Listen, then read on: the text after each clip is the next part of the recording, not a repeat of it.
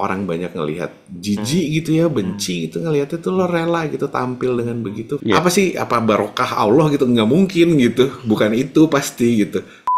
Ini negara tuh kenapa sih, maksudnya apa yang terjadi di orang yang saling berebut kekuasaan?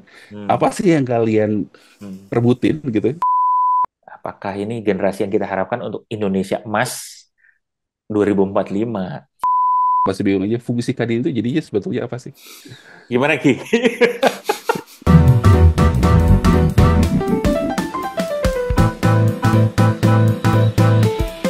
Halo, apa kabar nih kelas Sabtu nih? Asik teman-teman, Assalamualaikum. sehat-sehat? Alhamdulillah sehat. Alhamdulillah. Waalaikumsalam warahmatullahi. Aduh, sekarang itu apa namanya? Ketika ini direkord tuh kan bulan September berarti ya. September.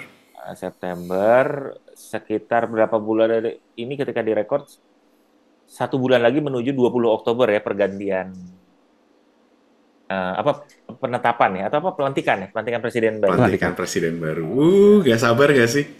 Udah so excited gitu ya. Pengen ganti foto di rumah. Orang yang jualan foto tuh mulai dari kapan ya? Udah dari ini katanya dari habis pemilu udah ada yang jualan. Udah jualan ya? Kemarin sempat ngebahas. Nah. Oke. Oh, Udah pada beli belum? Nah, Raki sama Iwan nih mungkin di rumahnya mau pasang juga barangkali gitu. pasang di altar ya.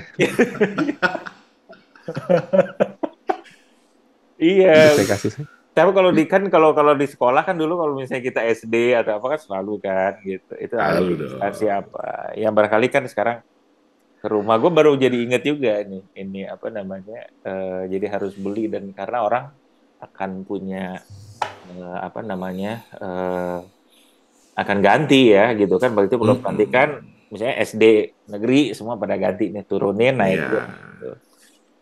gitu menarik juga tuh jadi ini sebuah proses yang gua lupa ingat ya gua dulu SMA kita ada pergantian wakil presiden paling dulu ya SD SMP kan paling Oh ganti wakil iya, presidennya wapresnya doang aja. kan Iya. Kadang-kadang foto presidennya diperbaharui lah. perbaharui ya. Cuman kan individunya nggak berubah ya Nggak berubah. sampai kita SMA SMA iya baru sampai diganti. SMA SMA sempat diganti ya? Oh iya benar. sempat 98. sebentar kali 8. Iya, iya, SMA iya. sebentar abis itu kita sempat ganti. Jadi pergantian-pergantian ini memang lagi musim ya di Indonesia ya banyak pergantian ya. Selain tanggal 20 itu ada ganti. Menteri juga ada yang baru diganti ya. Bah, iya. Padahal Ada udah dua. tinggal sebulan ya, Sebulan lagi. kasihan. Sedikit Sebulan lagi. lagi ngapain ya? Sebulan. Nah, Ini penting juga nih kita bahas. Kenapa? iya. Iya. Apa yang lo lakukan kalau lo diangkat menteri untuk jadi Dalam 1 sebulan? bulan Karena Iya. di kabinet berikutnya belum tentu ini kan, belum tentu dipilih lagi kan. ada lagi. Iya. Iya, Belum tentu belum dia tentu. lagi gitu ya, belum tentu. Belum tentu.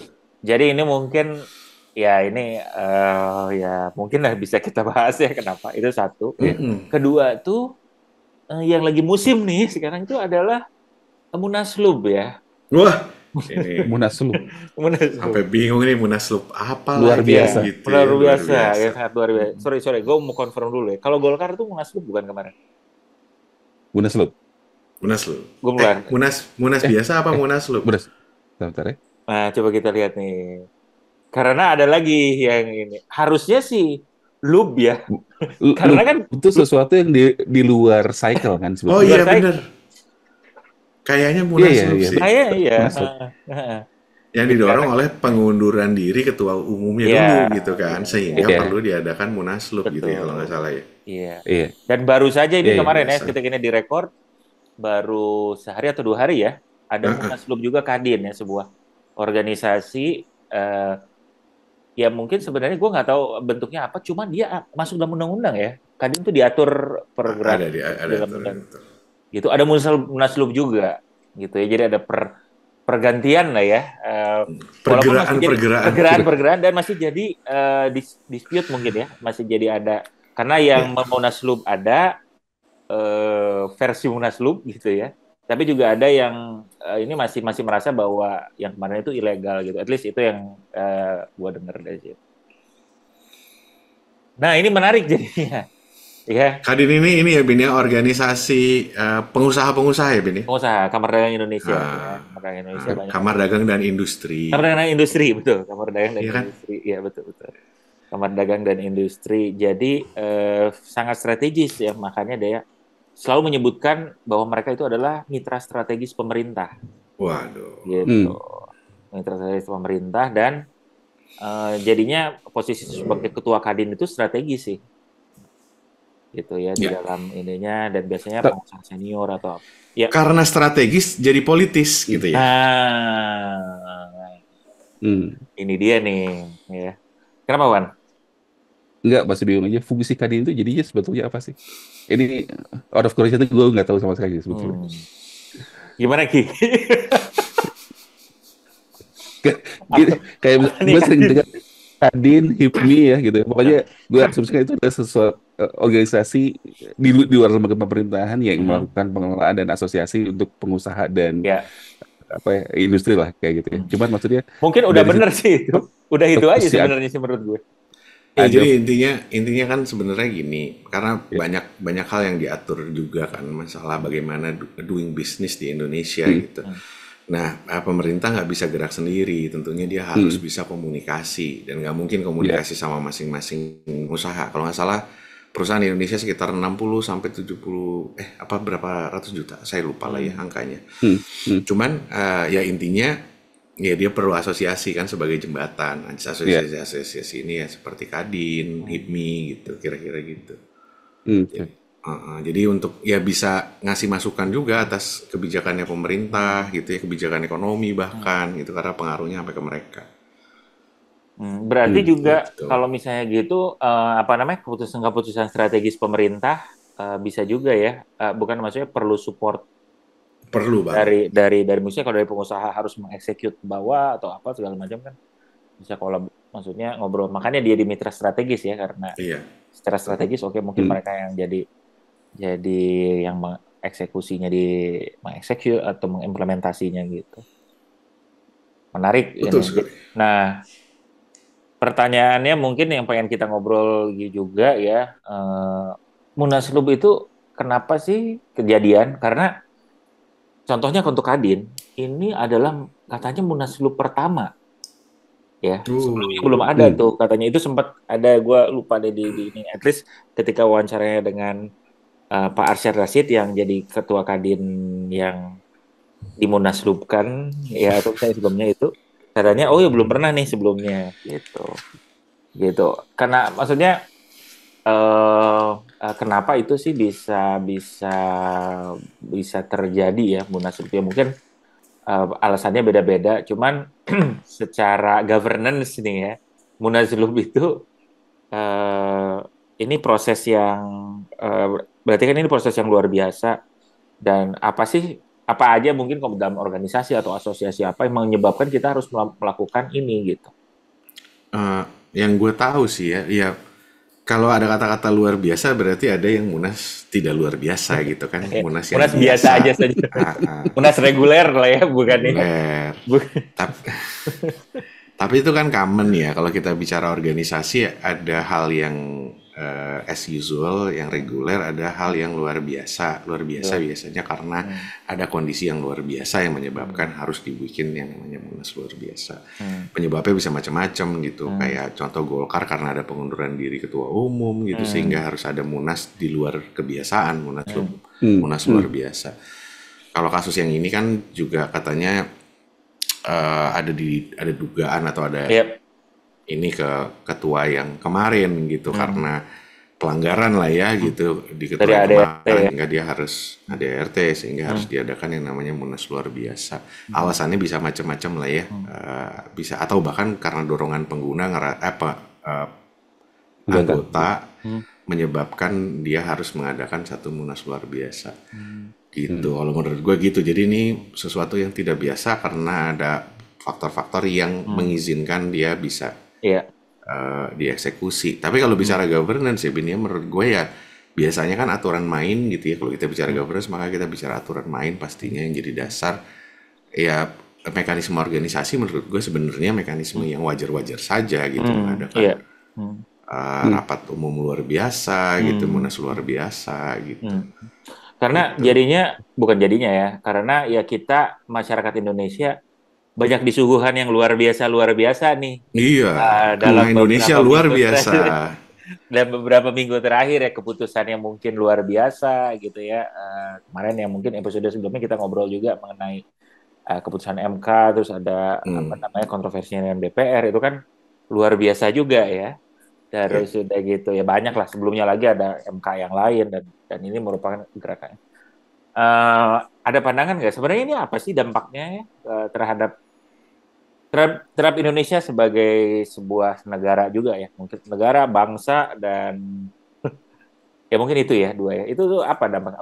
Untuk mungkin persepsi rakyat atau persepsi masyarakat misalnya gitu, atau dari sisi internal ya. Tapi dulu juga dari sisi mungkin eksternal itu seperti kayak gimana, ada ini nggak? Gue dulu mungkin. Iwan silakan, Iwan. Iwan dulu mungkin Nggak, ada pandangan nggak? nggak sampai sekarang sih, sampai hari ini pun gue masih bingung sih dengan berita simpang siurnya Munaslup Kadin itu ya. Pertama adalah kalau dari berita kan dibilang bahwa itu tidak sesuai dengan ADART RT. dan tidak memenuhi quorum lah ya gitu ya katanya. Ada penolakan segala macam. Bukannya kalau misalkan kita mau mengadakan Munaslup itu harus pertama harus mengikuti ADART, terus at minimum itu kayak secara quorum harus terpenuhi dulu ya. Terus maksudnya dengan misalnya gini, ada sempalan dari organisasi terus bikin mendeklarasikan kita sudah melakukan munas luar biasa gitu ya, terus menganggap itu sesuatu hal yang sudah diformalisasikan dan sudah mewakili organisasi secara keseluruhan, itu bukannya jadi kayaknya aneh ya. Terus tiba-tiba dari organisasi itu minta pengesahan dari pemerintah gitu ya. Lebih ke, kalau gue sebagai orang awam dan tidak mengerti apa yang terjadi, jadi kayak dagelan aja sih. Jadi sebetulnya dari institusi pemerintahan, mulai dari iya maksudnya yang paling tinggi gitu ya, kemarin kita ngelihat gitu ya, sampai ke level di ranah private gitu ya, ini kok jadi kayak sama aja gitu, nggak ada pembedanya rasanya. Itu kalau gue lebih ke personal feeling saya aja sih sebetulnya. Jadi ini negara tuh kenapa sih, maksudnya apa yang terjadi dengan orang yang saling berebut kekuasaan? Apa sih yang kalian rebutin gitu? Maaf, ini jadi ranting aja, Gus. Iya, ya itu menarik juga ya. Cuman ya gue juga gimana ya ngobrolnya ya, mungkin mengkomunikasikannya gimana. Cuman ya ini mungkin tampaknya dari beberapa diskusi yang muncul juga, ini kan ada politis juga ininya tuh. Ini namanya ada indikasi bahwa indikasi atau disinyalir, atau mungkin nggak purely bahwa ini masih si organisasi yang ini, tapi juga ada political landscape yang ada di luar itu sih ya. Itu jadi membuatnya kepentingan politik yang membuatnya juga jadi akhirnya jadi ada yang kayak gitu, yang hal-hal yang mungkin buat kita kayak kenapa kayak gini ya gitu ya, maksudnya bukan nggak logical, tapi mungkin jadinya unethical ya, ini banyak diskusinya ya kayak gitu. Nah, Jadi itu sih. kalau gue ini mikirnya ya, Binwan, ini politik itu kan hal yang biasa aja ya gitu. Politik itu wajar dilakukan, tapi yang harus kita lihat, politik itu cara sebenarnya. Jadi gue sih bukan menyalahkan politiknya gitu, cuman gue mempertanyakan sebenarnya motivasinya, tujuannya apa sih gitu ya. Ya balik lagi, ini sebenarnya nyambung juga sama yang minggu lalu kita omongin gitu ya, keresahan kita sama bangsa ini gitu ya, sama pemerintah. Terus kita kesel gitu kan diliatin cara-cara yang kok kayaknya kasar gitu, kok kayaknya cuman mementingkan segelintir orang gitu dan lain-lain. Dan ini kan dipertontonkan lagi gitu, sekali lagi hal yang kayak gini. Tapi gue juga mikir, apa sih sebenarnya ini para pengusaha gitu ya, yang seharusnya ya udah lo pengusaha kan kepentingannya apa sih pengusaha? Kepentingannya bisnisnya berhasil gitu kan, bisnisnya Betul. besar gitu, Iya, dia iya. dapat dukungan dan segala macam. Iya. Terus lu rebut-rebutan suatu kursi sebagai ketua Kadin gitu. Kenapa? Karena lu bisa lu punya power atau punya kekuasaan. Itu apa ya? Kalau menurut gue ya oke, kalau lu punya power di sana, dan lu bisa dekat dengan pemerintah, dan lu bisa punya power untuk mungkin yang bakal balik lagi ke bisnis lo atau segala macam, itu oke gitu ya, satu sisi. Tapi ada faktor lain juga. Oh, kalau lo jadi ketua Kadin, lo jadi punya jalur baru lagi untuk bisa terjun ke dunia yang lebih hebat lagi gitu nanti atau segala macam. Oke. Gitu ya. Cuman yang gue lihat ya, kalau bicara motivasi gitu ya, sebenarnya apa sih gitu? Terus kenapa sih lo harus melakukan hal-hal yang, atau lo apa namanya, ya itu ya, berebutan gitu ya di berbagai aspek lah ya, gue gak cuma bicara Kadin aja. Lo harus berebutan untuk mengambil satu posisi gitu ya, untuk kepentingan lo atau golongan lo gitu. Itu gue nggak habis pikir gitu ya. Maksudnya, dan ini masalahnya adalah lo mengorbankan orang lain gitu, dan lo mengorbankan the greater good adalah masyarakat gitu kan. Lo sebenarnya lo mengorbankan masyarakat dong gitu lo dengan lo melakukan hal-hal gini. Itu gue nggak habis pikir juga gitu ya. Terus gue pikir-pikir juga, tadi lo mau ngomongin masalah governance ya, gue juga kebetulan lagi banyak ngomong di mana-mana, karena menurut gue something wrong ya sama kita semua ya gitu. Apa sih motivasi diri kita tuh kayaknya ada yang salah gitu. Ada yang salah sama bangsa ini gitu dengan motivasi dirinya gitu. Apa sih yang lo cari sebenarnya gitu? Kekayaan gitu. Mungkin kita harus mikir lagi gitu. Mungkin gue udah nggak bicara politik lagi, tapi menurut gue, lu bicara yang lebih fundamental gitu. Apa sih yang kita cari sebenarnya? Kaya. Yang kita cari apa gitu? Di segi semua ini kayaknya ya gue gue mau mencoba mengerucutkan. Mungkin karena kita sangat mikirin, kadang-kadang ya, gue tuh melihat banyak kasus, gue melihat kadang-kadang tuh kita cuma mikirin hal yang nomor satu paling penting di kita. Apa itu? Kalau gue melihat orang Indonesia, nomor satu tuh adalah keluarga. Jadi yang lo pikirin tuh keluarga. Lo pengen anak lo Asian values. Pengen anak lo kuliahnya bagus, lo pengen istri lo bahagia, jalan-jalan ke luar negeri mulu gitu ya, dan segala macam. Sehingga menyebabkan kita mengalahkan banyak hal for the sake of keluarga, atau bahkan ada juga yang motivasinya diri pribadi. Itu yang gue bilang, gila ya segitunya gitu ya kita di Indonesia gitu ya, untuk mentingin yang gitu-gitu sampai kita rela menyakiti orang lain gitu ya, terus rela ya melakukan banyak hal yang orang banyak ngelihat jijik gitu ya, benci gitu ngelihatnya tuh, lo rela gitu tampil dengan begitu for the sake of, kalau gue bilang pasti ada greater goods-nya kan yang lo harus cari gitu. Apa sih, apa barokah Allah gitu? Nggak mungkin gitu, bukan itu pasti gitu. Mungkin yang nomor satu bahkan tadi gitu, kebahagiaan keluarga gitu. Gue agak curiga gitu, karena apa? Karena gue ngelihat yang terjadi dengan pimpinan paling tinggi kita gitu kan. Terus gue agak merasa begitu ya, ini nggak tahu, ini keresahan gue aja gitu ngelihat banyak hal. Tapi apa perlu keluarga kita tuh harus setinggi itu gitu ya, derajatnya gitu? Apa perlu sih lu derajat setinggi itu? Apa sih gitu? Gue tuh suka nggak habis pikir gitu ya. Nah kemarin gue juga habis ngelihat, dan ini kasusnya nggak cuma bicara yang atas-atas ya, sampai level tengah, level bawah gitu ya. Menurut gue di mana-mana masalahnya tuh itu gitu. Gue kemarin ngelihat satu reels tadi malam ngomongin masalah, ini jadi nyambung ke konsernya Bruno Mars. Ya biar biar relevan ya. Di konser Bruno Mars itu katanya banyak yang komplain lah, datang telat apa segala macam, banyak lah gitu ya yang komplain sama penyelenggara konser. Dan ada temen gue ngasih contoh sama konser di Jepang waktu itu, konser Coldplay. Jadi ada orang-orang yang datangnya telat gitu, bahkan dan dibolehin masuk, dan itu mengganggu penonton gitu. Ini datang telat konser. Jadi tengah-tengah lagu itu. Si penyelenggaranya tuh sampai ngirim email ke semua peserta apa yang hadir di konser untuk minta maaf karena pengelolaannya dia yang buruk gitu. Itu kan ada ini ya, ada goodwill, ada rasa malu gitu loh, ada rasa bertanggung jawab gitu ya. Nah, gue ngerasa di Indonesia tuh kita lacking of gituan banget gitu ya. Belum bicara governance ethics tadi Ebin bilang.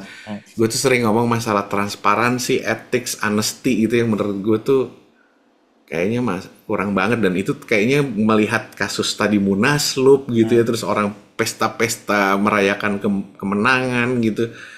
Yang gitu-gitu tuh kayaknya kita tuh lack of ethics, lack of rasa Malu. Iya, rasa malu gitu ya. Itu Kenapa kali ya? Itu kali Ki, yang sebetulnya hilang, rasa malu. Rasa malu kalau kita melakukan sesuatu yang tidak sesuai dengan etika gitu ya. Terus, tapi kalau dilihat-lihat, kalau lu rasain gitu ya, kayak kemarin lah, gue lagi di jalan, terus orang dengan seenaknya apa ngambil jalan lawan arah gitu ya. Terus mereka tuh kayak gue lihat mukanya ya, gue mau Biasa marah aja. gitu. Jadi mereka tuh bakalan merasa nggak enak, tapi mereka akhirnya lempeng aja, lurus aja gitu. Gue pikir kenapa hal-hal yang kayak gini yang harusnya jadi basic standar orang itu jadi hilang gitu ya. Iya, iya. Padahal the real Asian value adalah itu gitu ya. Betul. Rasa malu menurut gue sih, rasa malu adalah rasa malu sih kalau menurut gue ya. Betul. Tapi Jadi, tungguan, rasa malu akan apa dulu? Kalau rasa malu, misalkan rasa malu karena istri gue bajunya nggak bagus, itu juga rasa malu loh, Wan. Bener Atau nggak? ditransaksikan jadi berbeda kali ya. Iya, itu Jadi dia salah maksud kaprah. gue. Jadi prioritasnya dia yang menurut gue jadinya salah. Rasa malunya ada, tapi malu akan sesuatu hal yang menurut gue prinsip yang jadinya bergeser gitu kayaknya. padahal kita diajarkan menempatkan kepentingan bersama di atas kepentingan pribadi dan golongan, yaitu Nah. ya. Itu salah satu butir-butir Pancasila kalau nggak salah ya. Gitu. Cuman ya itu mungkin salah satu hal yang ya mungkin kenapa ya, mungkin hilang juga. Jadinya kita karena tidak memikirkan itu ya, kita scope pemikirannya mungkin ya kayak tadi misalnya ada di keluarga aja, atau misalnya kayak Iwan tadi experience-nya, yang penting gue enak lah, bisa cepet gitu, walaupun lawan arus ya emang ya udahlah, orang nggak memikirkan kan, maksudnya bahwa lu sebagai pengguna jalan yang lain akan merasa kesusahan, ya nggak? Kalau ada yang lawan arah kan membahayakan, jadi susah. Terus kalau misalnya case-nya kayak Raki tadi, kan misalnya apa yang dilakukan itu akhirnya jadi membuat pihak lain atau misalnya elemen masyarakat lain itu kan jadi aksesnya berkurang, lebih nggak sejahtera, bisa lebih sengsara malah gitu ya, sengsara atau sulit gitu. Nah itu jadi yang menurut gue jadi muncul banyak, dan akhirnya kita sebagai bangsa, kalau kita ambil lebih big picture-nya lagi, kita sebagai bangsa tuh jadi akhirnya nggak ada yang maksudnya orang-orangnya di dalamnya tuh nggak memikirkan gitu. Jadi kalau nggak memikirkan ya di bawahnya ya gitu-gitu aja. Jadi nggak jadi gede bangsanya mungkin ya kalau menurut gua. Jadi menyambung sama diskusi kita tadi gitu. Jadi ya mungkin ini ada elemen lain ya. Cuman kita ya as a country kita tuh pemikirannya nggak banyak yang mungkin akhirnya bisa membuat ya jadinya nggak mikirin lah, terutama untuk masalah bahwa ini kira-kira dampaknya gimana sih ke orang lain, ke bangsa kita, itu seperti kayak gimana. Itu yang jadinya ya kita mungkin negara ini banyak jadi ya pokoknya ketika itu mau menguntungkan untuk keluarganya aja atau misalnya golongannya teman-temannya aja, oke ya udah gitu, itu gunanya gitu ya. Jadinya susah bisa lebih advancing-nya gitu ya, majunya gitu. Tadi kalau nyambung sedikit sama cerita Raki soal konser Bruno Mars di Jepang gitu ya. Di Indonesia. di Indonesia dan versus di Jepang Iya. itu ya. Di Jepang itu kan katanya bahwa pendidikan masalah Akhlak. etika dan Oh. moralitas itu kan dimulai dari sejak dini. Nah, Bahkan dari sampai kelas berapa ya?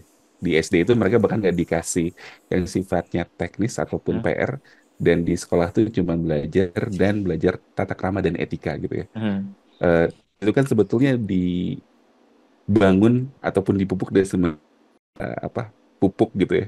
Ya dari kecil itu berarti mereka pendidikan etika dan moral itu diinstitusionalisasikan dari semenjak dini lah kayak gitu ya. Hmm. Hal yang sama sebetulnya kita harapkan itu terjadi juga kan di Indonesia gitu ya. Hmm. Eh, Hal-hal yang sekarang gue rasain tuh eh, dari sisi etik dan kesopanan. Hmm. Ini karena mungkin gue udah jadi tua kali ya. Karena ah, ngerasa bahwa anak-anak zaman sekarang tuh lebih Hmm. eh, less polite gitu ya, atau kurang Hmm. kurang sopan dibandingin anak zaman dulu lah kayak gitu. Hmm. Yang yang mungkin dididik di rumahnya bagus, yang dididik di Hmm. sekolahnya bagus ya bakalan bagus, tapi Hmm. in general Hmm. ada sedikit pergeseran sih. Hmm. Yang Hmm. dan yang ditakutkannya lagi adalah contoh yang ditunjukkan oleh media Hmm. di ya secara Kayak nasional gini sekarang gitu gitu ya. ya. Hmm. Ya, orang bisa merebut Hmm. kekuasaan gitu ya. Hmm. Gimana lu bisa mencontoh hal yang baik Hmm. dan melakukan hal yang baik kalau misalkan contohnya dari luar itu pun tidak baik gitu sih. Hmm. Hmm. Hmm. Betul, betul, betul, betul. Jadi ini kemana-mana ya, ya Ya, maksudnya jadi contoh ya, apa yang ditunjukkan oleh apa namanya para pemimpin atau orang-orang yang menjadi critical position di negara kita, jadinya apa namanya jadi hal yang ya udah di kitanya juga iya. ya di atasnya Dan kayak ini, bawahnya mungkin iya. lawan arus gitu ya, lawan Jadi arah. kayak kayak kita tuh kayak kehilangan values gitu. Itu hmm, tuh sampai gue bingung ngelihat ngelihat Indonesia sekarang tuh kayak nggak punya Hmm. value gitu. Hmm. Hmm. Aneh Hmm. gitu. Hmm. Semua perilaku di media sosial gitu Hmm. terus. Hmm. Tuh value-nya apa sih Hmm. Indonesia Hmm. itu tuh? Hmm. Gua Hmm. gila ya ini gitu maksudnya. solusinya sebetulnya ada 10 tahun lalu Apa tuh? Apa tuh? yang dinamakan revolusi mental. Iya, betul sekali. Tapi ternyata shifting ya. Kita jadinya fokus beresin infrastruktur daripada revolusi mental. Benar-benar. Dan itu udah dirasakan 10 tahun yang lalu artinya kan. Hmm. Iya, iya. Hmm.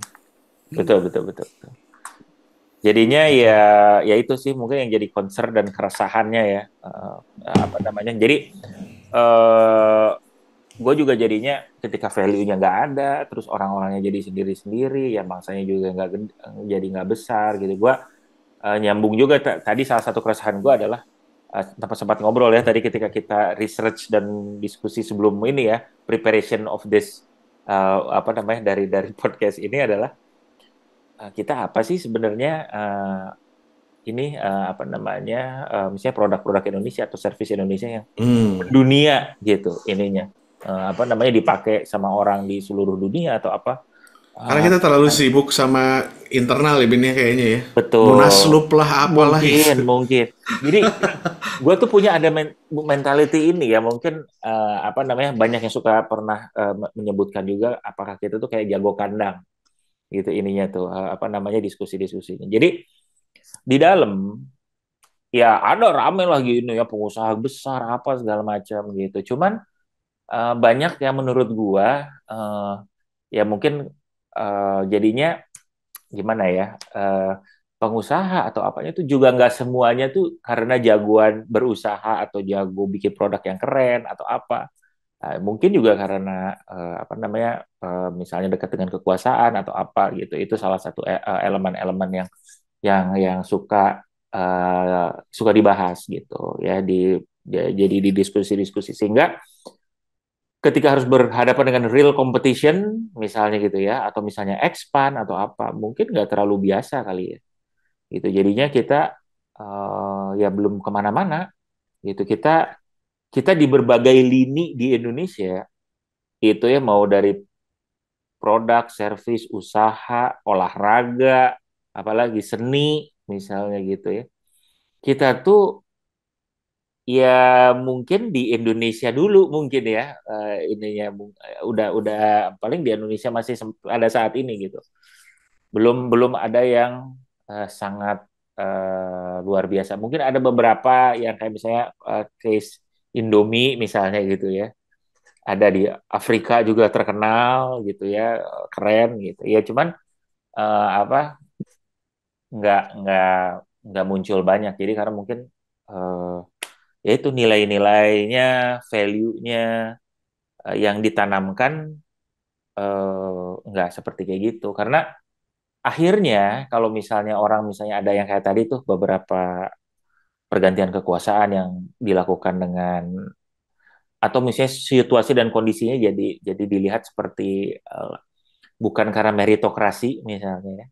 Itu tuh Hmm. untuk orang-orang kan misalnya kita anak SMP gitu ya atau masih SMA melihat gue kalau mau jadi sukses atau mau jadi orang yang bermanfaat atau misalnya mau ingin mencapai sebuah role yang baik itu kayak gimana sih caranya gitu.